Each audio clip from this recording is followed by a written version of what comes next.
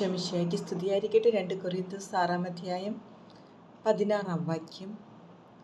നമ്മൾ ജീവിക്കുന്ന ദൈവത്തിൻ്റെ ആലയമാണ്.